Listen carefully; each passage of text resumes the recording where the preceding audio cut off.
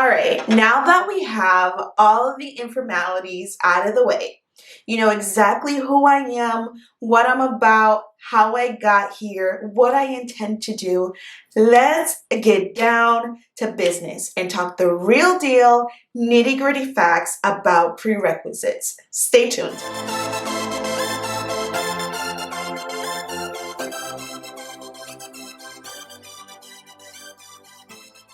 Hi everyone, and welcome back to Mars in Session.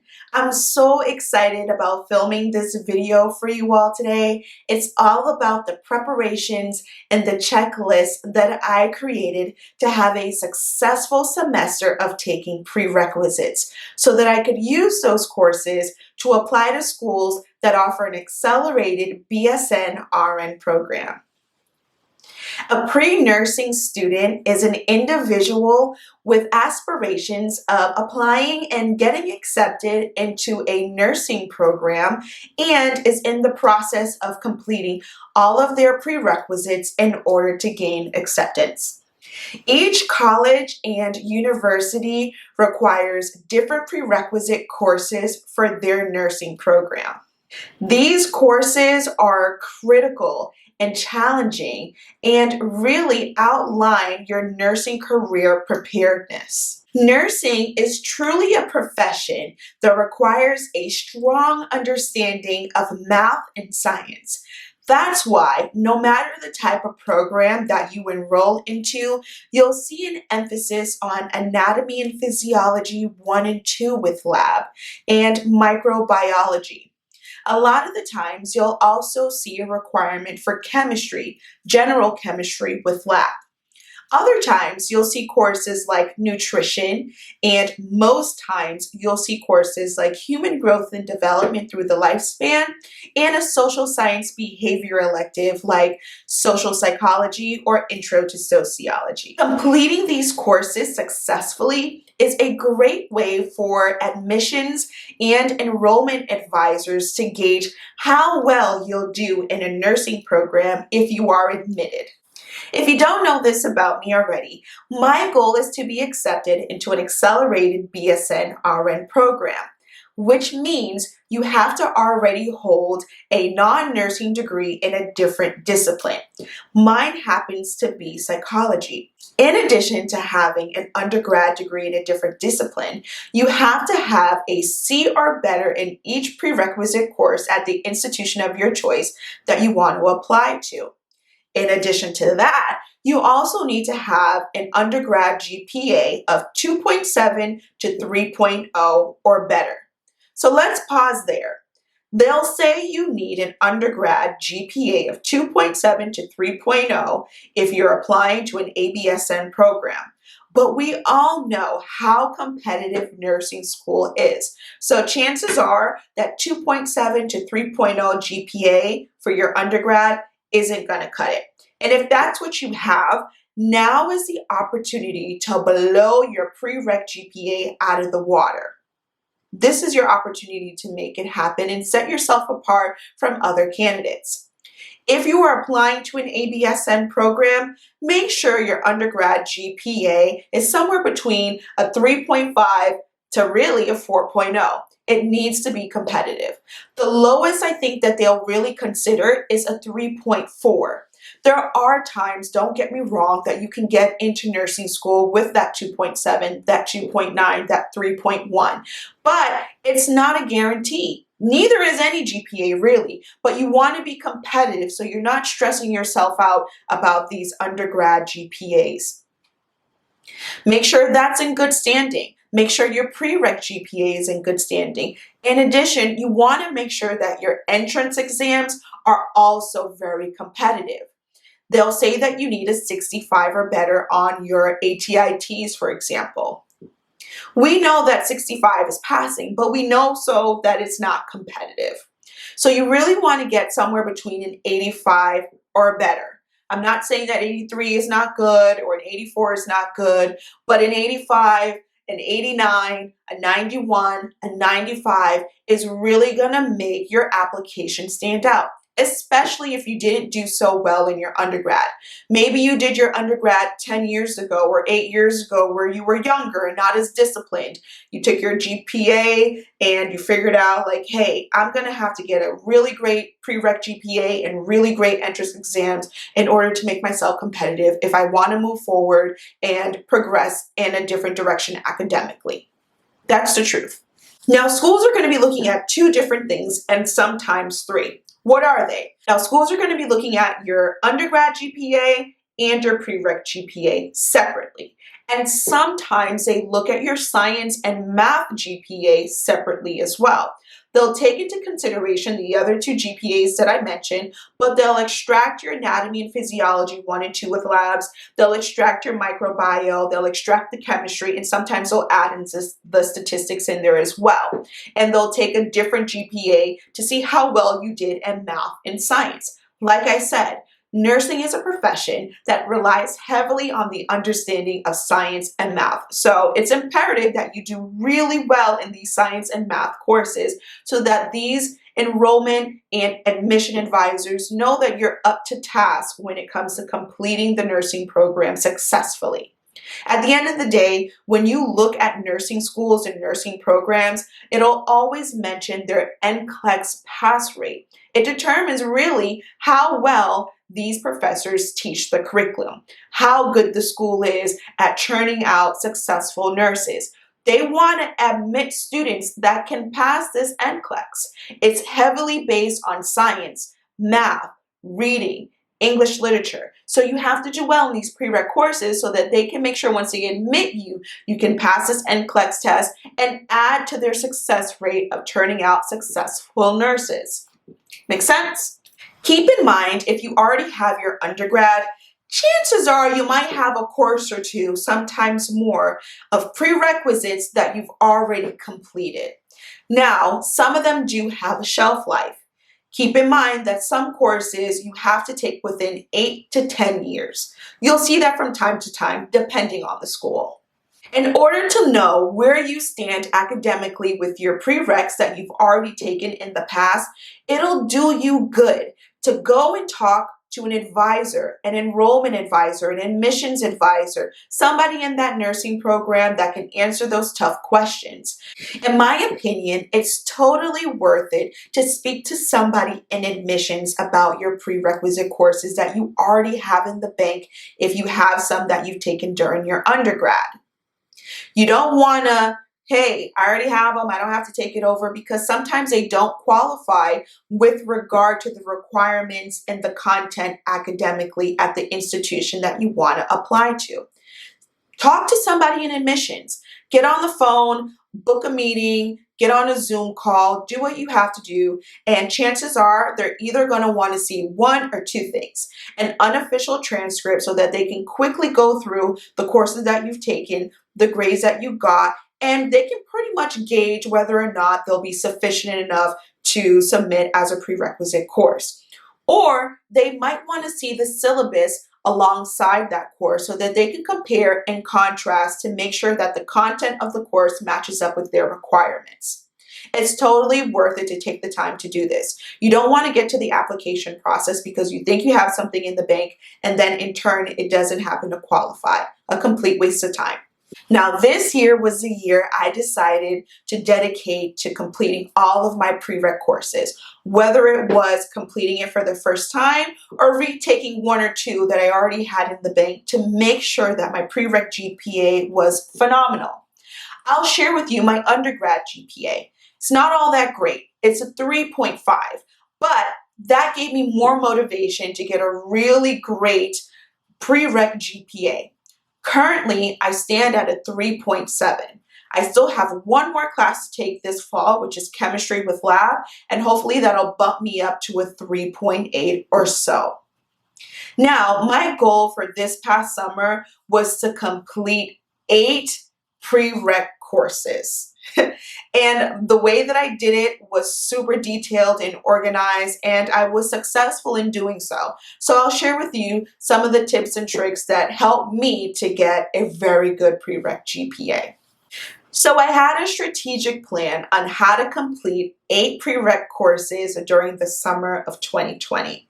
Out of the 8, 6 of them I took at my undergrad alma mater, and the other 2 I decided to take at a very prestigious medical institution that's highly revered in Massachusetts. They churn out a ton of successful doctors, nurses, physician assistants, you name it.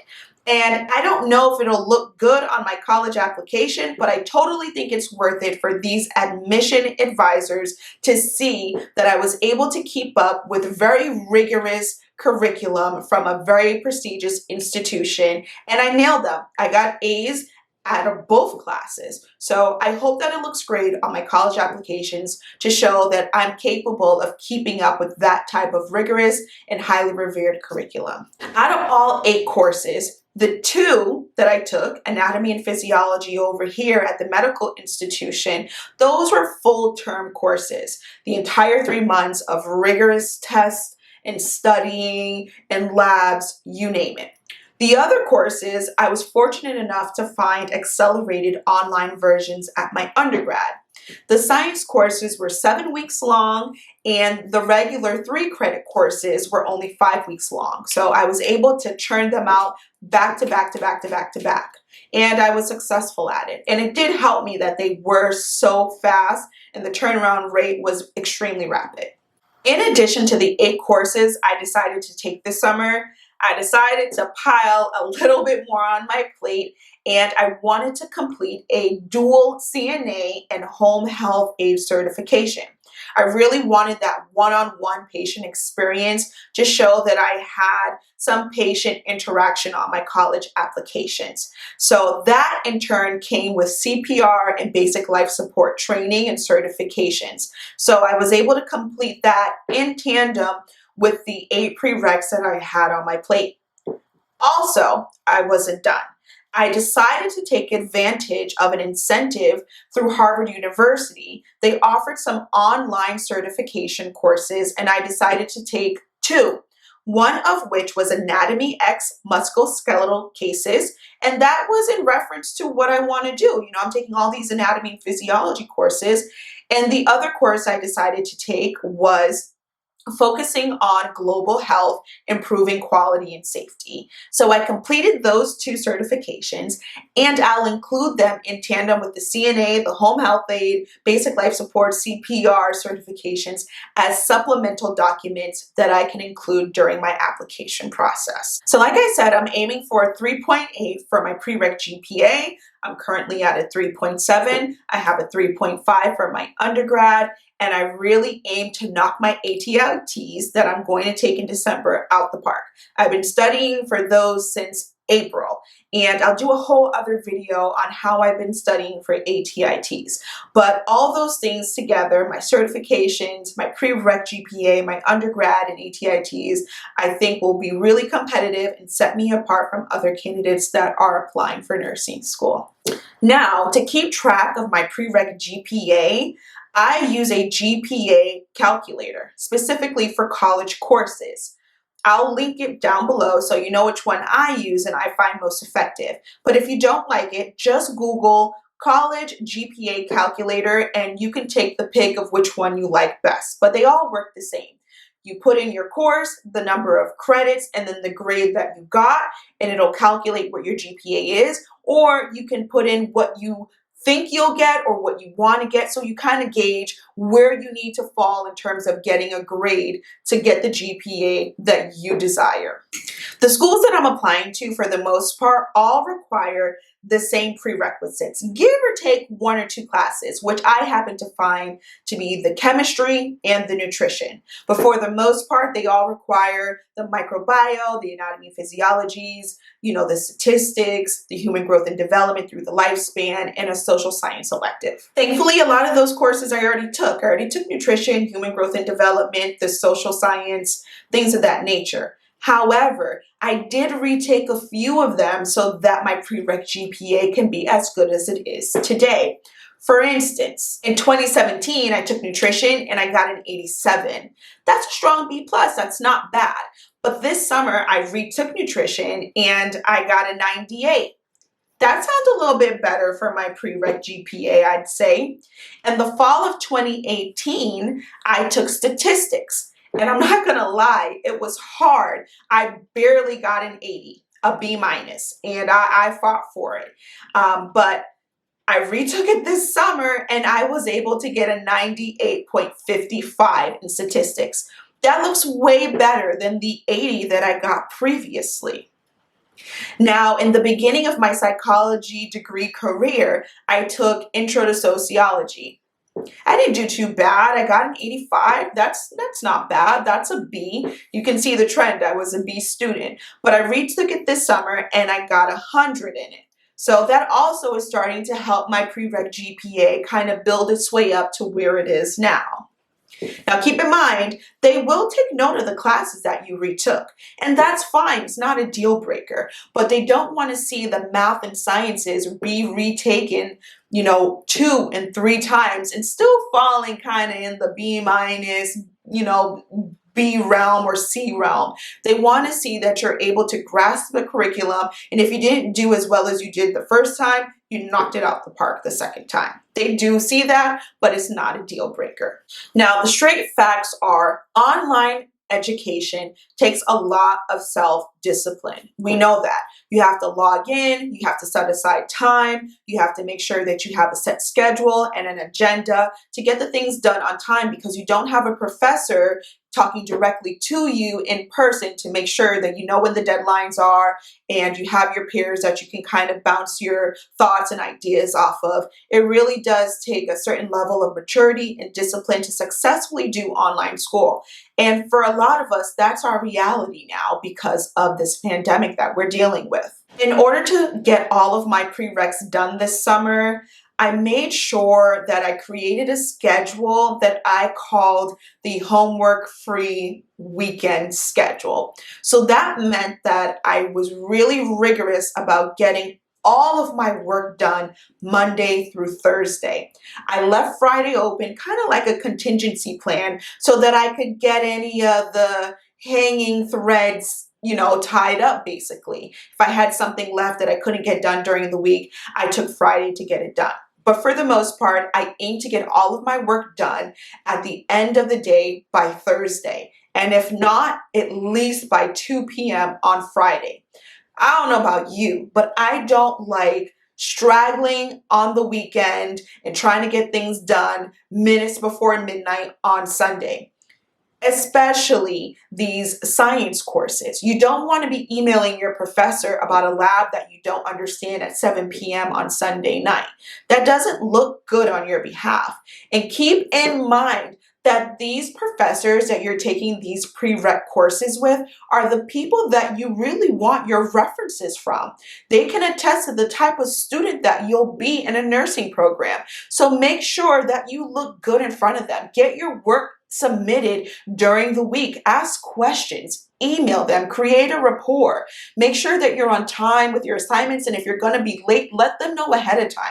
Don't wait to the last minute, really. And we all know that's common sense, but this is your opportunity to look studious and like a great student so that they can write a very honest and compelling argument as to why you should be admitted into this nursing program. So the homework-free agenda and way to do your work is honestly the best way to go. I don't know about you, but I need the weekend to reboot. Otherwise, I get burnt out quick. And I'm the type of person, when I get burnt out, I can't do anything. Screw everything. I'm not doing it. My mind is not functioning. I shut down. So I try to get it done as best as possible throughout the week. And if I do need to take a break, at least I have Friday, Saturday, and Sunday, worst case scenario, to slide it in there. I'll do another video on how I organize my agenda to create the homework-free weekend schedule. It's worth it. In addition to getting my homework done Monday through Thursday, I had to build myself a desk.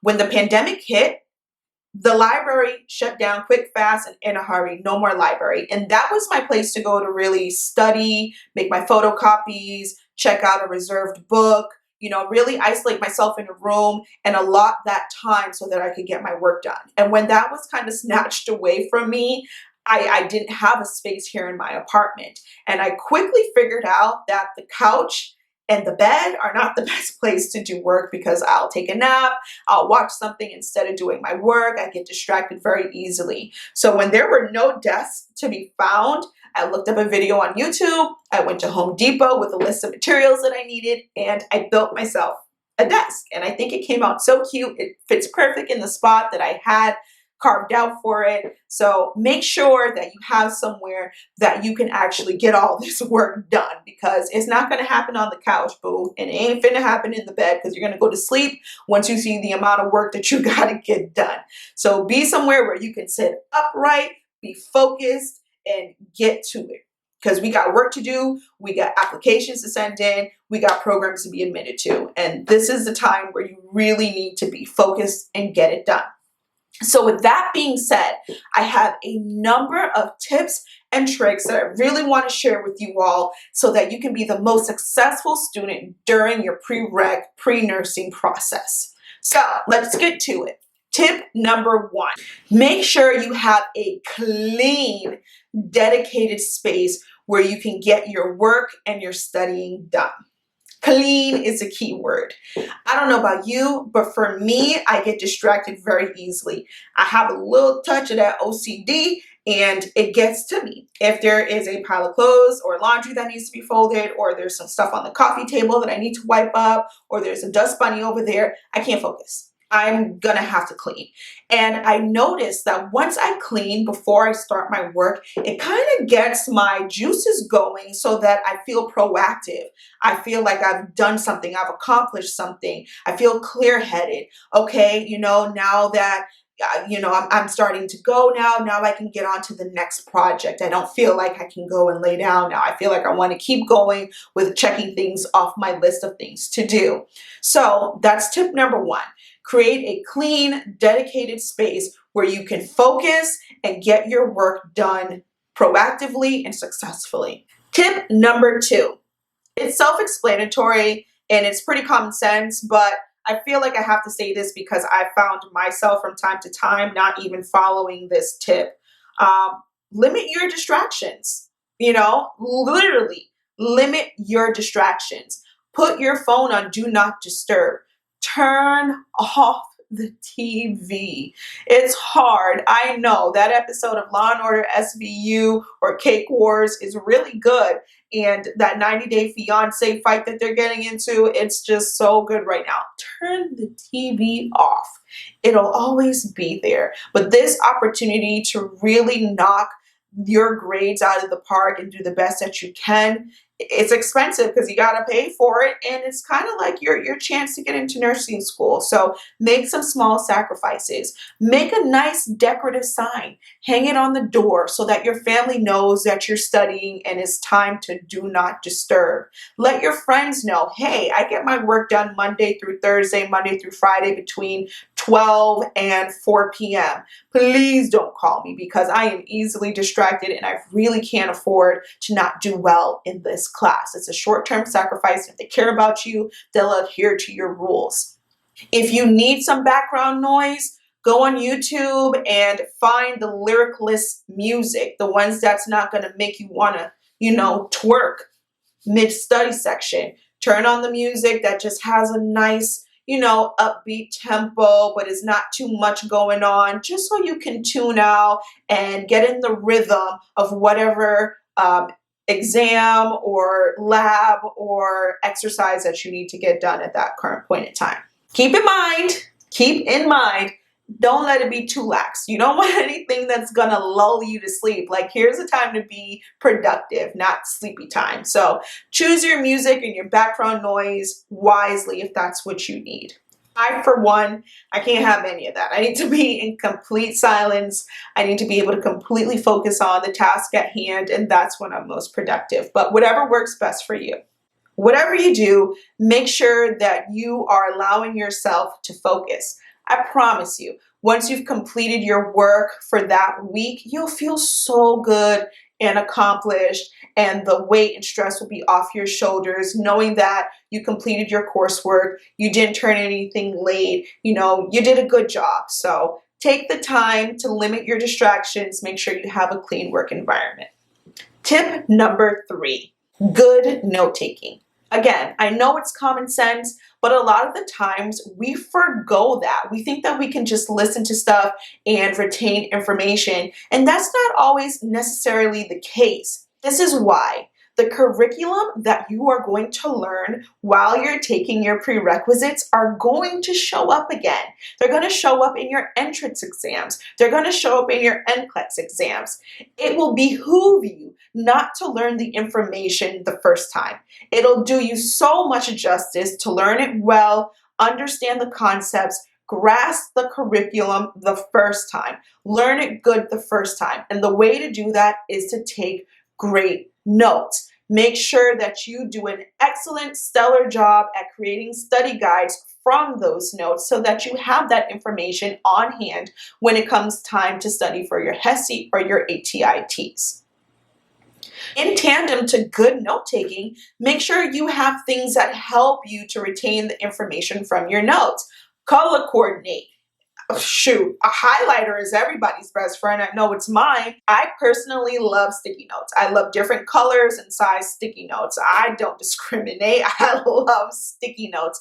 In tandem, I like the tabs that go at the side, and I put the same color tabs for my notes on my textbook so that I know where to refer to if I'm looking for more information. Get flashcards. Do whatever you have to do to be visually stimulated so that you can retain information. Another tip that a lot of people do is printing out your PowerPoint lectures. They come with the little side note section. Take advantage of those note margins so that you can fill in pertinent information that your professor is relaying to you via the lecture. Keep these documents. You're going to have to refer to these PowerPoint lectures at some point. So it'll do you good to get a 3-hole punch and a binder, clank, put it in the binder, keep it for future reference. You will have to revisit this when you're taking your entrance exams.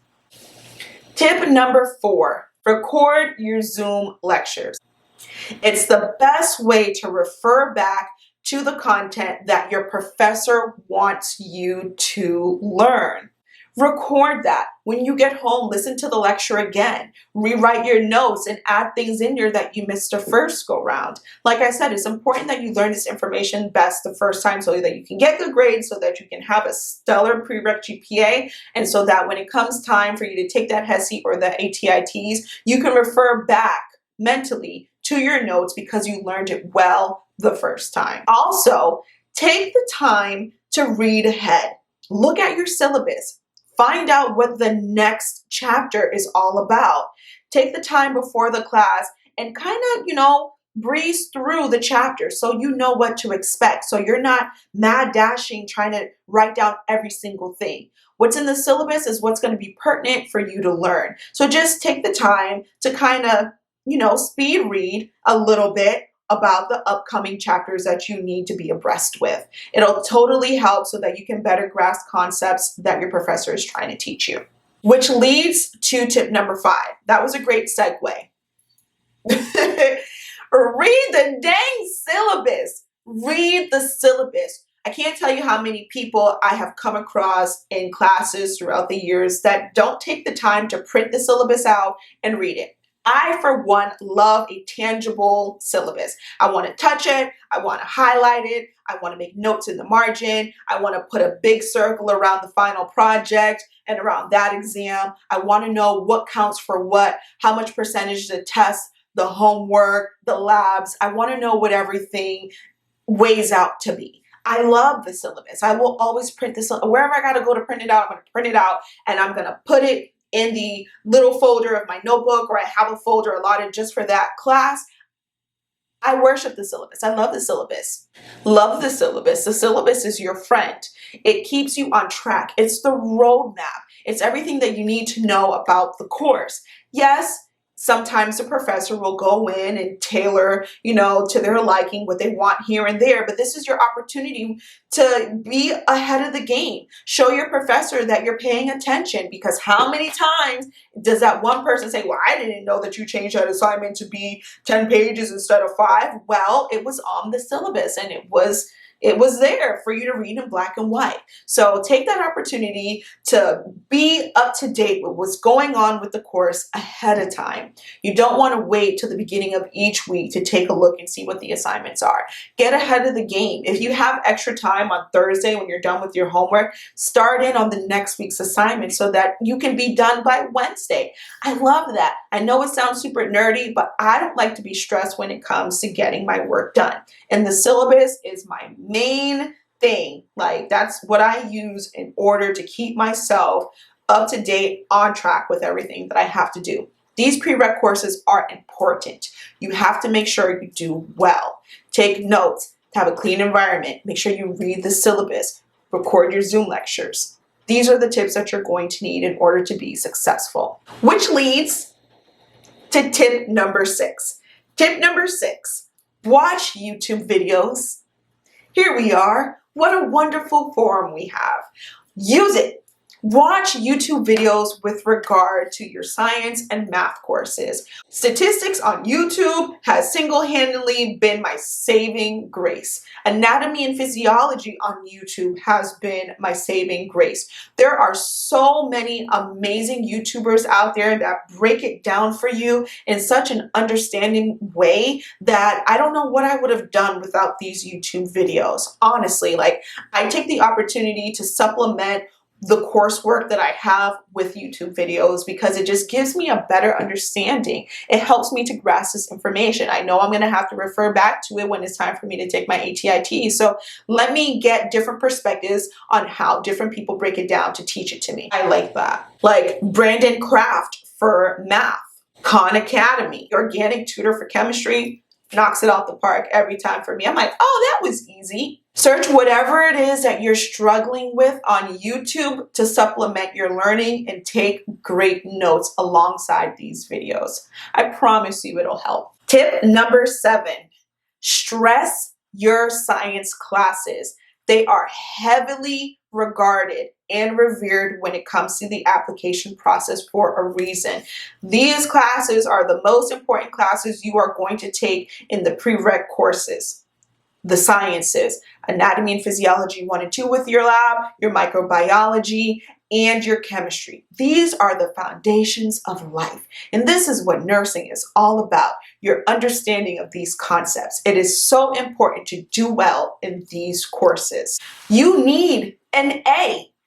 You need an A in these courses, and at minimum a B. That's the truth. I'm keeping it $150 with you. Retake the course. If you have a C, C minus, C plus, you need an A in your sciences. You need a B in your sciences. You have to get a good grade in these classes. They are so important to the enrollment and admissions process when it comes to applying to nursing school. I promise. These are the heaviest weighted courses on your transcripts. That's what these advisors are going to laser focus on as soon as they get your transcripts. Where's the anatomy and physiology 1? Where's the anatomy and physiology 2? Where's the microbiology? They want to see what you got in these courses. You have to do well in them, period. At the end of the day, try to do your best in these classes and try your best to ace them. It's as simple as that. In order to do that, a good tip is to create a wonderful rapport with your professors. Create a nice, communicative relationship with your professors. Introduce yourself via email at the beginning of the course. Let them know if you have any questions about the syllabus. You want to make yourself known to the professor. Know that, hey, I take this course seriously. I'm interested in getting a great grade in this course. Creating a good rapport with your professor comes into play 100% when it's time for them to grade your work. They know that you're trying. They know that you care. They know that you want to get a good grade. You've reached out to them. They know your name. They can pinpoint it with the conversations that you had via email or through a phone call or whatever the case is. Take advantage of their office hours. Make sure that you make yourself known to these professors of your science courses because these are the people, again, that you want your references for your college applications. In addition to making yourself known to them, if they see that you're struggling at any point, they'll be more apt to want to help you because they know how much you care because you've expressed that initially at the beginning of the course. Does that make sense? Tip number 8. We on number 8. Woo! Spend time with like-minded individuals who have like-minded interests, who are influential to you. They might not be a nursing student, but they are on the path to leveling up whatever it is that they're doing. Those are going to be the people that you want to surround yourself with.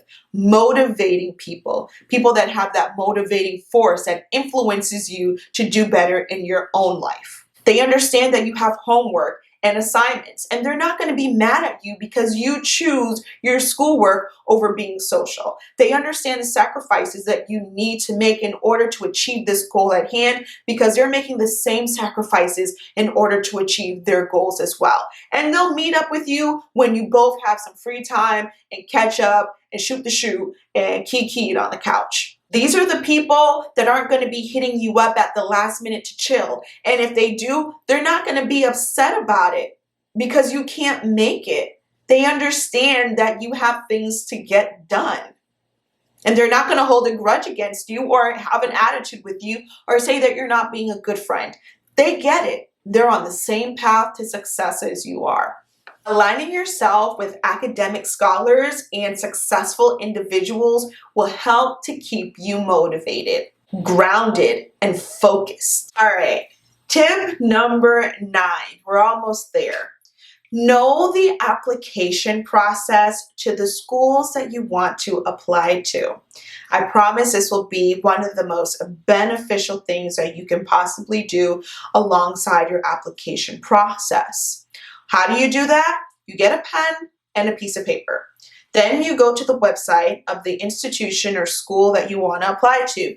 You go to that little tab that says academic programs, click on that, and you scroll down until you find nursing. Click on that, dig in, take notes. There's so many pertinent things that you need to be aware of when it comes to the application process. What do they show you in there? There's going to be some hyperlinks, some of which are going to say prerequisite requirements, everything that I talked about in this video. Then it's going to have a hyperlink that says program requirements. It's going to talk about the reference letters that you're going to need in terms of quantity and what they're looking for. It's going to talk about the essay or personal statement that they're going to require. It's going to talk about your undergrad GPA if you're trying to apply to an accelerated BSN program. It's going to also talk about the Pre-Req GPA that they want you to have. It's also going to talk about the deadlines, application deadlines, early decision deadlines. Write these down. This is important for you to know so that you can create a timeline for yourself so you know when you need to be done with all these prereq courses, when you need to start requesting those transcripts so you can start lining up the people that you want to ask to be a reference for you. Know what the application fee is. You don't want to get to the point where you're filling out the application, you find out the fee is some astronomical amount that you can't afford and it's your dream school or your number 1 or 2 school that's on your list. Know all these things. For myself, I created an Excel spreadsheet. I have all the schools that I want to apply to.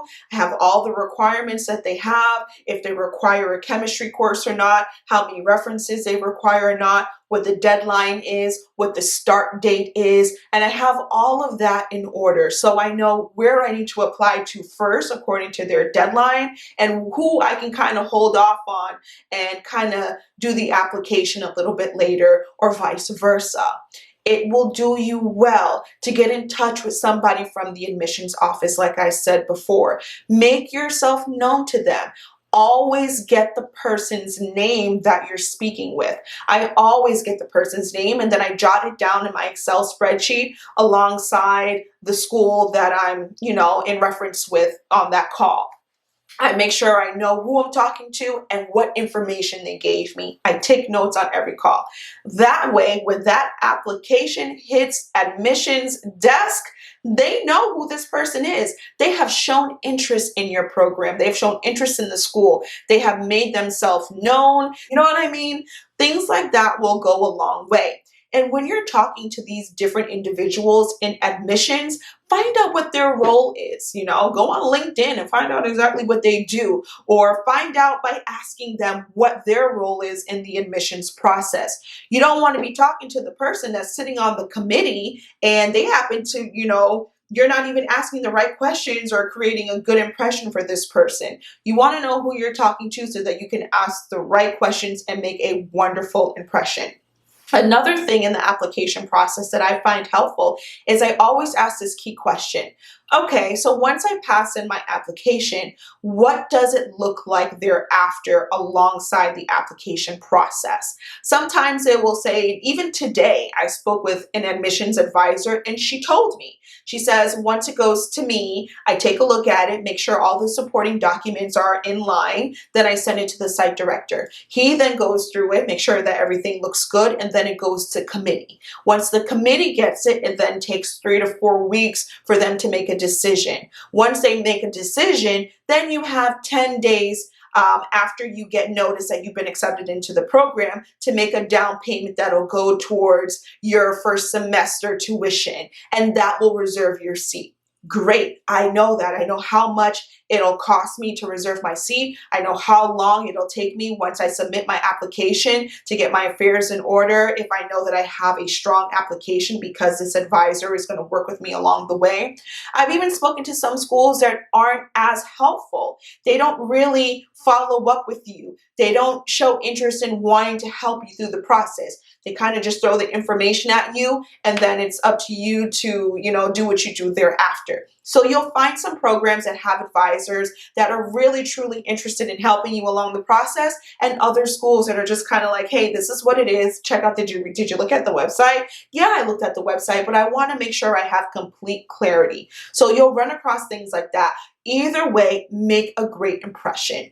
These are the folks that are going to accept or deny your application. And if they see that you're really trying to ask questions as to what you can do to be a competitive candidate, ask questions about your GPA, they remember things like that. And especially if you remember their name, that's making an excellent impression, and is kind of creating a case as to why you should be a good candidate, because you are on top of your stuff and you really want to go to this school and you really want to be accepted into this program. So please, take that tip as an important one, because it'll go a long way with creating a good impression with the admissions department at the schools that you want to apply to. Which leads to the final tip, tip number 10. So tip number 10 is something that I touched on a few times already throughout this video, and it's because it's important. And it is to start brainstorming who your references are going to be. And you need to start that right now. You need to start thinking about who it is that can vouch for you both professionally and or academically, so that the admissions department can say, hey, this person has a professor in this science course that's highly revered, saying that this person is an excellent student who tries really hard, and this is who we want to represent our program in the long run, an individual and a candidate like this. You really want to highlight those academic relationships that you've been able to create. You want to highlight those professional relationships that you have in the bank, people that you work with, managers that can attest to your work ethic, your business acumen, your dedication to the task at hand. These things are important to the admission advisors and enrollment advisors, because it shows the type of individual you'll be in the program of choice. You want to make yourself look great. You do that by getting great grades. And then you also want other people to support that fact by telling them in admissions how great of an individual you are, how dedicated, how smart, how ambitious, how educated you are. You need to highlight the best attributes about yourself. Those characteristics need to have a spotlight on them to make you a wonderful, wonderful, wonderful candidate. I'm not saying that you're not on your own, but you need some other people to chime in from the bleachers to say that. And that's why they are requesting these references. In addition to your references, you want to start thinking about what you want to include in your college essay. Now, if you're applying to more than one school, I'm telling you, because I am, the college essay is a variation of the same thing. Why do you want to be a nurse? What prompted you to want to be a nurse? Things like that. It's going to be a variation of that question. So start thinking about some out-of-the-box things that'll help you set yourself apart from other candidates. You have to dig deep, go within, and pull out something that's completely different and unique that's going to set you apart from these candidates because it's such a competitive process. You want to stand out. So start now. Sometimes it's in writing, and there are institutions that require a video statement. One of the schools that I'm applying to requires a 2-minute video about why I chose nursing. In tandem, they want a personal statement that's written as well. So, you know, you got to be unique with it, and you got to stand out because you want to get in. You don't want to blend into the background with your mediocre answer. It needs to be riveting. It needs to catch someone's attention. It needs to be to the point. You don't want to be storytelling too much. You want to get direct to the facts. So start thinking about how you can streamline your essay now. So I know this video was about prereqs, and I kind of went off into like the essay and things like that. But all of this plays a role in the application process that really relies heavily on your prerequisites. I hope this video has helped you along the process and given you some really pertinent tips that you can retain and incorporate into your everyday life to make things a little bit easier for yourself. I wish you all the luck at acing your prereq courses, and please don't underestimate their importance. They are heavy for a reason, and you need to rely on these courses to help you look great on your college applications. If you have any questions or comments, please list them below, and I'll do my best to get right back to you. And please don't forget to like, share, subscribe, and turn on your notifications so you can keep up to date with all the videos that I'll post in the future. I'm so excited to say Mars is now in session.